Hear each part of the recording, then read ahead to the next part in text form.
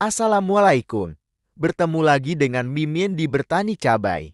Hari ini, tanaman cabai ori 212 berusia 176 hari setelah tanam.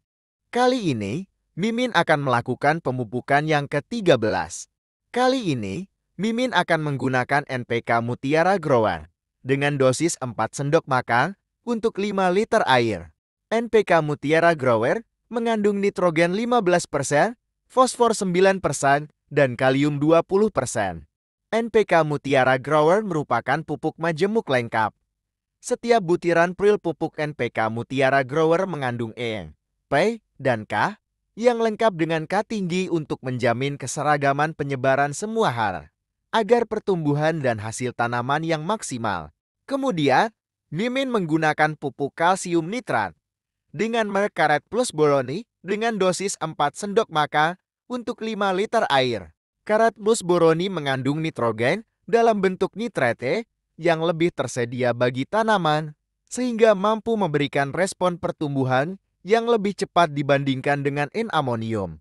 Pupuk ini tidak menyebabkan tanah menjadi asam, karena mengandung nitrate akan memberikan hasil yang lebih tinggi karena bentuknya lebih efisien dan menghasilkan padatan bahan kering lebih banyak pada buah dan umbi dibandingkan dengan N-amonium yang lebih banyak menyerap air.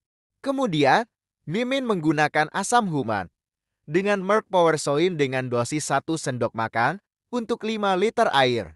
Telah banyak penelitian dan pembuktian di lapangan bahwa pemberian asam humat pada tanah dapat memperbaiki kondisi tanah-tanah pertanian yang sering ditanami, sekaligus memberikan nutrisi dalam bentuk organik bagi tanaman. Asam humat juga berfungsi sebagai celat alami yang memudahkan unsur-unsur hara diserap dan dimanfaatkan oleh tanaman. Banyak penelitian menunjukkan bahwa penggunaan 1 kg humik acid memberikan efek yang setara dengan penggunaan 500 kg kompos konvensional. Mimin kocor dengan dosis 180 ml untuk tiap lubang tanam. Pada video kali ini, Mimin akan membahas tentang pentingnya penggunaan adjuvan dalam pertanian. Dilansir dari bumikita.id, penggunaan adjuvan dan surfaktan sebagai pendukung aplikasi pestisida saat ini cukup populer di kalangan petani.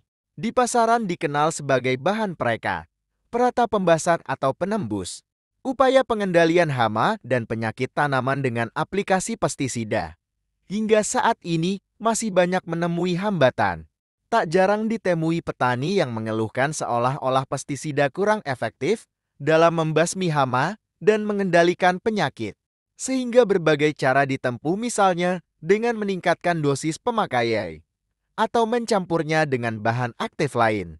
Efikasi pestisida terhadap organisme pengganggu tanaman, hama dan organisme penyebab penyakit tanaman tidak hanya ditentukan oleh ketepatan jenis bahan aktif, dosis, kompatibilitas pencampuran lebih dari satu bahan aktif, kalibrasi alat semprot, dan kualitas pestisida saja, tetapi juga yang tak kalah penting adalah faktor cuaca, tingkat resistensi OPT sasaran, karakteristik tanaman sasaran, dan sifat alami air sebagai pengancar dan pembawa pestisida.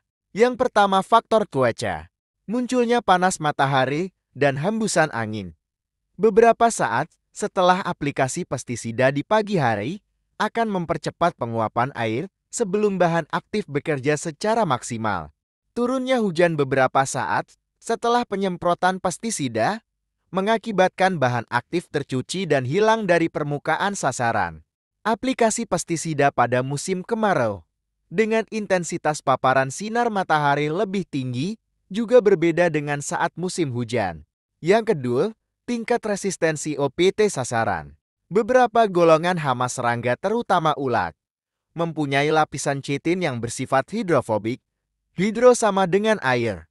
Fobik-fobia sama dengan takut atau sulit basah oleh air. Seperti zat lilin pada kulitnya sebagai perisai pertahanan terhadap tekanan dari luar termasuk pestisida. Karena sulit basah oleh air, sehingga mengurangi kontak antara bahan aktif pestisida dengan serangga sasaran.